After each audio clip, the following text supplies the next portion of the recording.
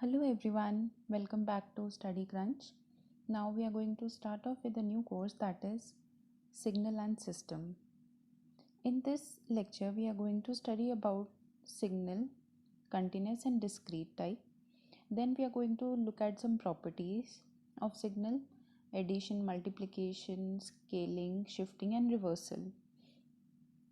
Then we'll be moving forward to different types of signals and their examples. So let's start.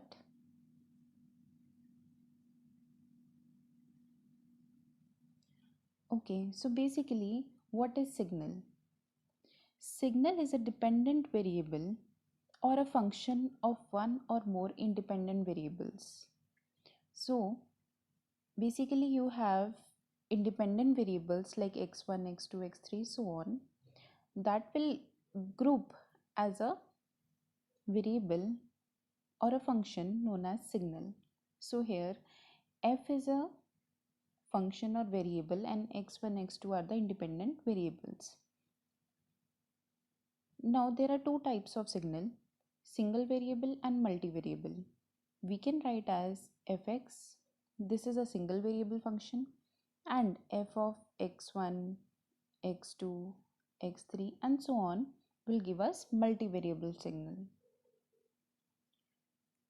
Now what is a system? So system is a meaningful interconnection of physical components.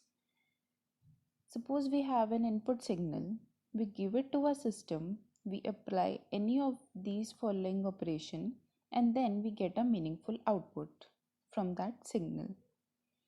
So this is known as system. So system is basically meaningful interconnection, whereas signal is a dependent variable or a function which is dependent on independent variables. Now there are four types of signal, can be continuous, discrete, even or odd, periodic or non-periodic, energy or power signal. Then we have system, static or dynamic, causal, non-causal, time variant, time invariant, linear, non-linear, vertical, invertible, and stable or unstable system. Now let's start off with continuous and discrete type. So basically, what is a continuous type signal? Let's have a look.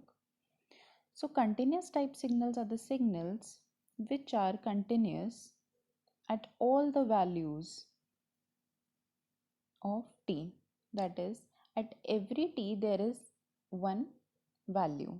Whereas discrete time signal are the signals which are specified only at certain values of t. So we write continuous time as xt and discrete time as x close bracket n, where n is the integer on which we have different values. Now let's look at some properties, like first of all addition. These are the basic addition.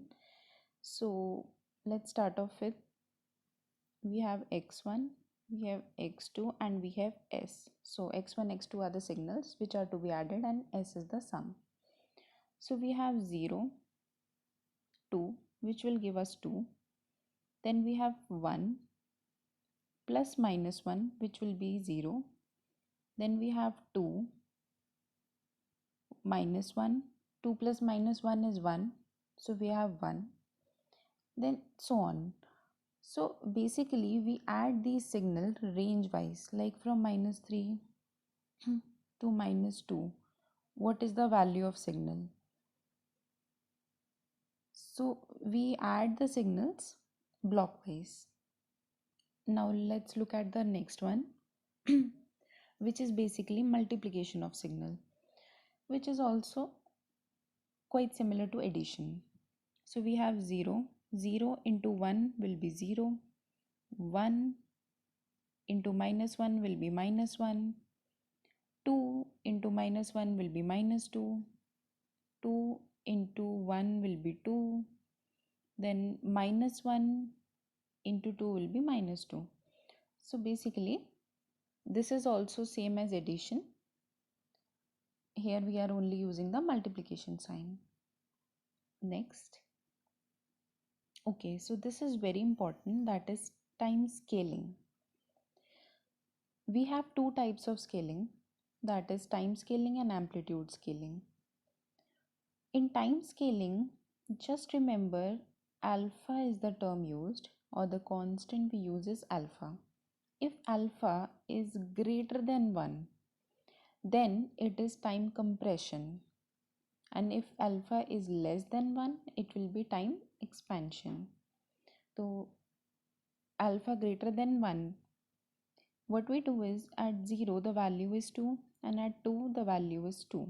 So at t is equal to 0, we have x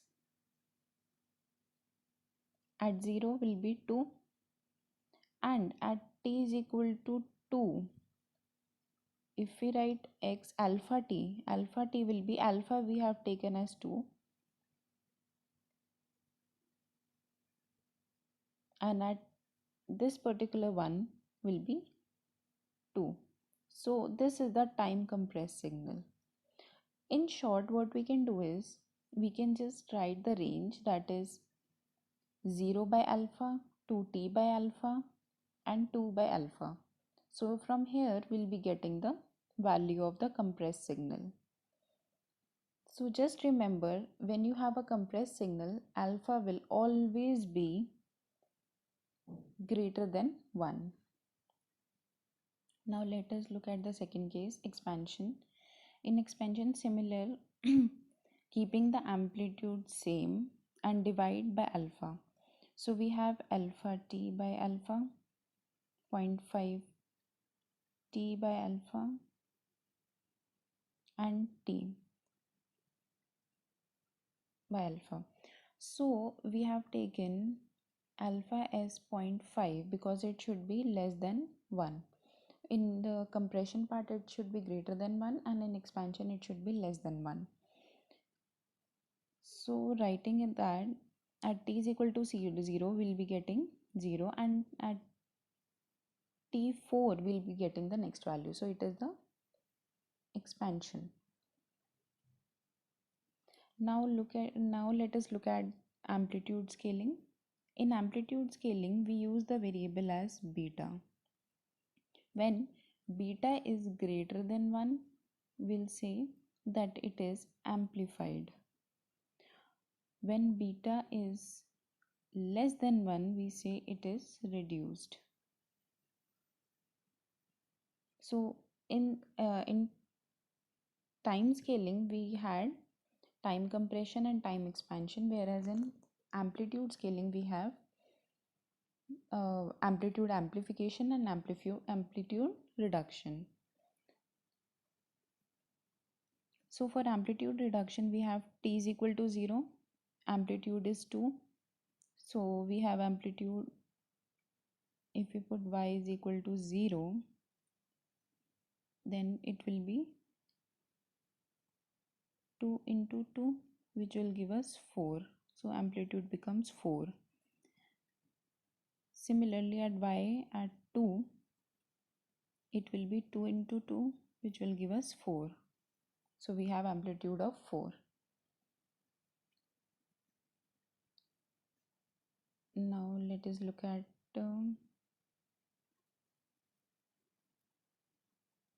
now there is case 2 when beta is less than 1, that is reduction.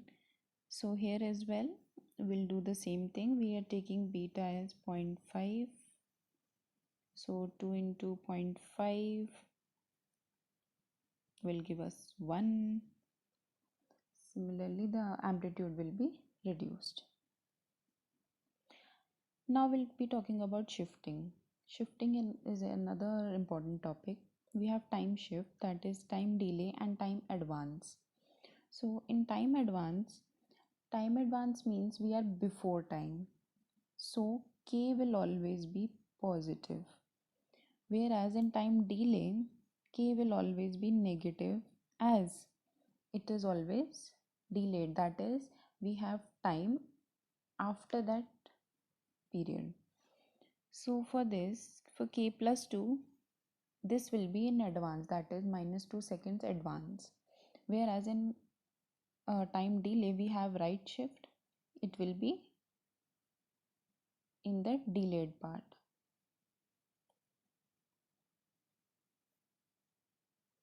Next, amplitude shifting. Amplitude shifting, we have upward shifting and downward shifting.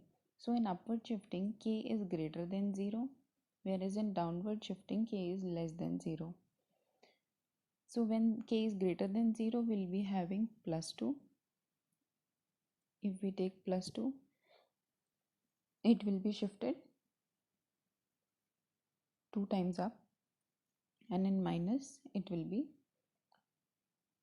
2 times down, that is 2 units down. So this was all about shifting and scaling. Next, we'll be talking about reversal. Okay, this is a special case of time scaling when alpha is minus 1. So what we do is, we time scaling we had alpha t, whereas in time reversal we'll be having minus of t. So whatever will be the question, like it is plus 2, then it will be reflection on y-axis in time shift, whereas in amplitude shift it will be reflection on x-axis. So here reflection will be on y-axis, and here it will be on x-axis, that is in amplitude reversal. So I hope this is now clear. Now we'll be moving forward to different types of signals. Thank you.